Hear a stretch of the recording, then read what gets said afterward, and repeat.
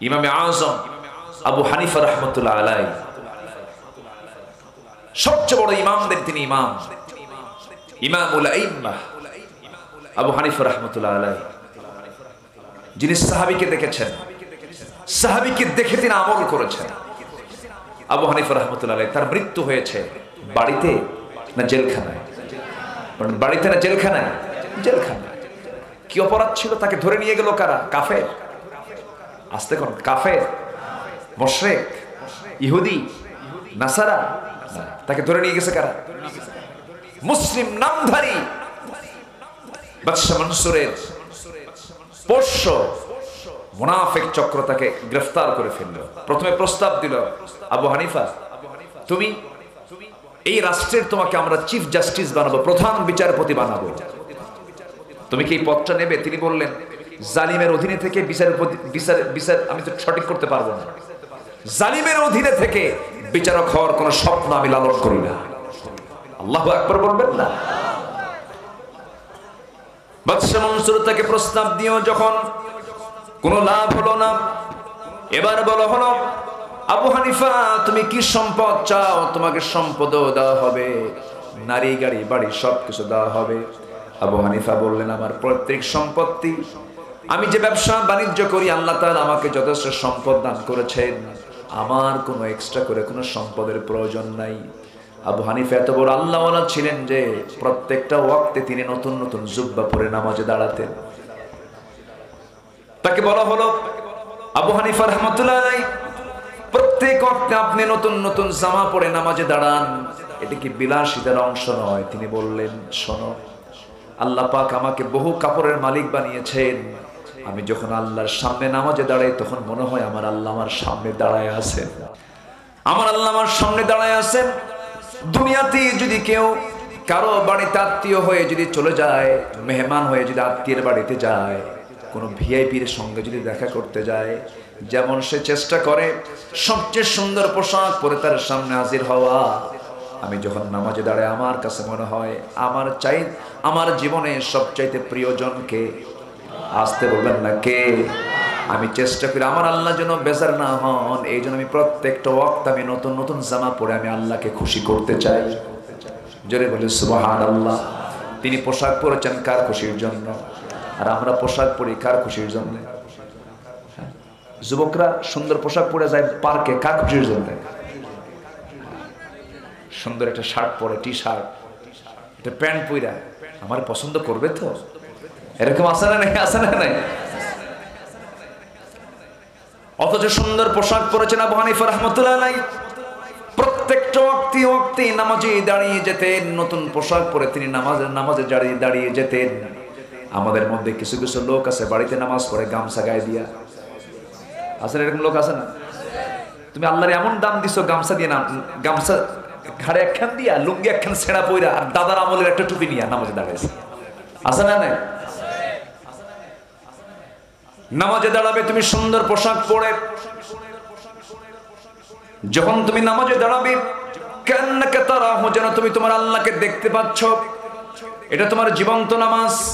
এমন সুন্দর করে তুমি যদি নামাজ পড়তে পারো, ওয়াইল্লাম তাকুন তারাহু, তুমি যদি তোমার নামাজ আল্লাহকে দেখতে নাই পাও, ফাইন্নাহু ইয়ারাক, আল্লাহ তোমাকে অবশ্যই দেখছেন।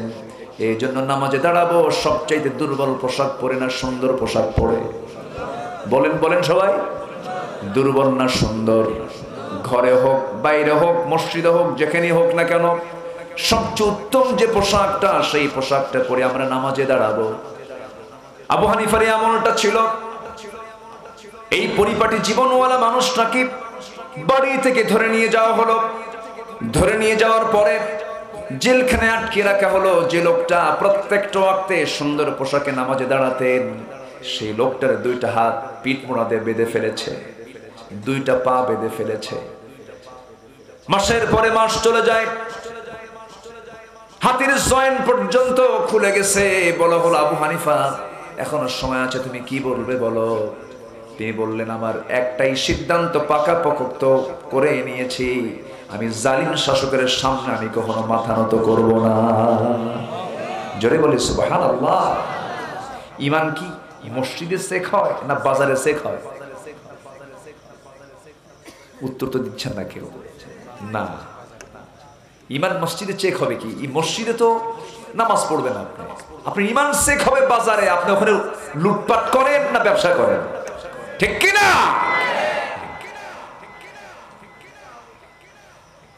মসজিদে তো মুনাফিকরা নামাজ পড়ে। ইমান পরীক্ষার জায়গা মসজিদ নয়, ইমান পরীক্ষার জায়গা হলো বাজার, ইমান পরীক্ষার জায়গা হলো রাস্তা। আপনি মহিলার দিকে চেয়ে আছেন নাকি? বাজারে আপনি গেছেন, বাজারে গিয়ে আপনি ওজন হেরফের করছেন নাকি? এখানে ইমানের পরীক্ষা আছে না নাই বলেন? আছে।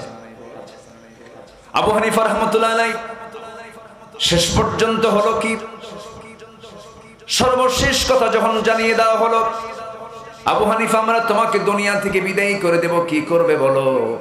তিনি মুস্কি হাসি মেরে বললেন, তোমরা আমাকে কি করবে জানি না, কিন্তু একটা সিদ্ধান্ত নিয়েছি, আমি মরে যাব কিন্তু হক পথ থেকে এক চুল পরিমাণ নড়ব না। বৃদ্ধা মা তখন তার বেঁচে আছেন, তার বৃদ্ধা মা, ওই জালিম শাসকের লোকেরা তার বৃদ্ধা মাকে ধরে আনলো, ধরে এনে তার চোখের সামনে তার মাকে সামনে দাঁড় করায় রাখলো। তার মার প্রতি অত্যাচার শুরু হয়ে গেল। মার চোখের সামনে সন্তানের দুইটা হাত দুইটা পা বেঁধে যখন চাবুক মারতেছিল, রক্তগুলো ফিঙ্কি দিয়ে পড়ে। সন্তানের এমন দৃশ্য মা দেখতেছেন, চোখের পানি টপ টপ করে পড়তেছে। আবু হানিফা মনে মনে চিন্তা করছেন, আরে আমার মার চরম কষ্ট হতেছে, না জেনে আমার মা কত কষ্ট পাচ্ছে। এমন সময় বাদশা মনসুরের লোকেরা বলছে, আবু হানিফা শোনো, তোমার মার দিকে অন্তত তাকায়া তুমি বাদশা মনসুরের প্রস্তাবটা তুমি স্বীকার করে নাও। এমন সময় মা সিংহের মতো গর্জন দিয়ে বলছে, মা বীরঙ্গনার মতো তিনি গর্জন দিয়ে বলছেন, আমার কলিজার টুকরা সন্তান আবু হানিফা, আল্লাহর কসম করে বলি, আল্লাহর নামের শপথ করে বলি, আমার কলিজার টুকরা সন্তান, তুই আমার চোখের পানি যে দেখতে পাচ্ছিস, তোর প্রতি অত্যাচার দেখে আমার চোখ থেকে পানি বের হচ্ছে না। আমার চোখ থেকে পানি বের হওয়ার হেতু হলো, কারণ হলো, আমার আশঙ্কা হয় তোর প্রতি যে অত্যাচার করা হচ্ছে, না জানি তুই কখন বাতিল শক্তির তুই সমস্ত শর্ত মেনে নেস, তাদের কথা শুনে তুই ইমান হারা হয়ে যাস। আমার মন চাচ্ছে এমন মার খেতে খেতে অত্যাচার সহ্য করতে করতে এক পর্যায়ে তুই দুনিয়া থেকে বিদায়ী হবি, তুই শহীদ হয়ে যাবি, আর আমি এই দুনিয়ার বুক থেকে আমি শহীদের মা হওয়ার গৌরব অর্জন করে আমি দুনিয়া থেকে বিদায়ী হয়ে যাব। জোরে বলে সুবহানাল্লাহ। আবু হানিফা রাহমাতুল্লাহ আলাইহি দারুণ খুশি হয়ে গেলেন, আহারে মা, আমি তো মনে মনে এটাই চাচ্ছিলাম। শেষ পর্যন্ত তার হাতে বিষ মিশ্রিত পানি দেওয়া হলো, সেই বিষ মিশ্রিত পানি তিনি পান করলেন, নারীবাড়ির সব পুড়ে একাকার সারখার হয়ে গেল। আবু হানিফা দুনিয়া থেকে বিদায় নিলেন। আহমাদ ইবনে হাম্বলকে, ইমাম আহমাদ ইবনে হাম্বল রাহমাতুল্লাহ আলাইহি পশুর রশি, উটের রশি মানুষের গলার সঙ্গে লাগায় দিয়া গোটা নগর গোটা শহর ঘুরে বেড়ানো হয়েছে। এত অত্যাচার তারা স্বীকার করে নিয়েছেন, একটাই মাত্র কারণ, তারা সন্তুষ্ট করতে চেয়েছেন কাকে? আসতে বলবেন না, কাকে? আল্লাহকে। রাসূল বদর যুদ্ধের ডাক দিলেন, সাহাবীরা সঙ্গে সঙ্গে সাড়া দিলেন। ও যুদ্ধের ডাক দিলেন, সঙ্গে সঙ্গে সাড়া দিলেন। এক সাহাবী নবীজির যুদ্ধের ডাক শুনে তিনি যুদ্ধের ময়দানে যাবেন, যাওয়ার আগ দিয়ে তিনি আল্লাহর কাছে দোয়া করছেন। সাদ ইবনে আবি ওয়াক্কাস বলেন, আমি এবং আব্দুল্লাহ বিন জাহাশ দুজন মিলেই দোয়া করছি, কিন্তু আমার দোয়ার সঙ্গে আব্দুল্লাহ বিন জাহাশের দোয়াটা মিলল না। আব্দুল্লাহ বিন জাহাশ দোয়া করছেন, আল্লাহ তাআলা, আমি যে উহুদের ময়দানে রওনা দিচ্ছি, তোমার কাছে ফরিয়াদ করি, আল্লাহ তুমি আমার প্রচুর বাহুবল দিয়ে দিও, গায়ের শক্তি দিয়ে দিও, আমি যেন সর্বোচ্চ শক্তি নিয়োগ করে বাতিলদের মোকাবেলা করতে পারি। এক পর্যায়ে কাফেররা যেন আমাকে ধরাশয়ী করে ফেলতে পারে, কাফেররা যেন আমাকে অ্যাটাক করে ফেলে, আক্রমণ করে ফেলে, তারা যেন আমার চোখটা তুলে নেয়, আমার যেন কানটা কেটে নেয়, আমার যেন জিহ্বাটা কেটে নেয়, আমার হাতটা যেন কেটে নেয়, আমার পাটা যেন কেটে নেয়, এরকম বিকৃতি করে তারা যেন আমাকে দুনিয়া থেকে বিদায় করে দেয়। হাসরের ময়দানে এমন চোখ তোলা, কান কাটা, নাক কাটা, হাত কাটা, পা কাটা দেহ নিয়ে তোমার সামনে যখন হাজির হব, সেই সময় তুমি আল্লাহ আমাকে বলবে ফিমা যদি আনফুক, তোর নাকটা কেন কাটা, তোর কানটা কেন কাটা? সেই সময় বলবো আল্লাহ তুমি তো বলে দিয়েছো জান এবং মালের বিনিময়ে আমি তোকে জান্নাত দেব। আল্লাহ তোমার জমিনে তোমার দিন কায়েমের জন্য জান মাল আমি কোরবান করে তোমার সামনে হাজির হয়েছে, তুমি আমার জান্নাত দাও। জোরে বলি সুবহানাল্লাহ। আমার ভাইয়েরা, সেই জান্নাত তারা কেমন করে কিনে নিয়েছেন? সেই জান্নাত আমাকে আপনাকে কিনে নিতে হবে, আল্লাহর কাছ থেকে নিয়ে নিতে হবে, জানমাল আল্লাহর জন্য উৎসর্গ করে দিতে হবে। শুধু আনুষ্ঠানিক কিছু ইবাদত করি জান্নাত পাওয়া যাবে না।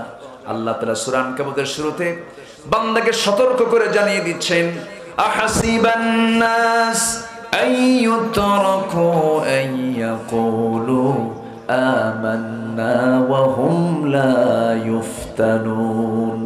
মানুষের ধারণা ঈমান এনেছি, এতটুকু শব্দ বললাম আর আমি তাকে ছেড়ে দেব না, না আমি তাকে ছাড়বো না। পরীক্ষা করবেন কে? আসতে বলবেন না, পরীক্ষা করবেন কে?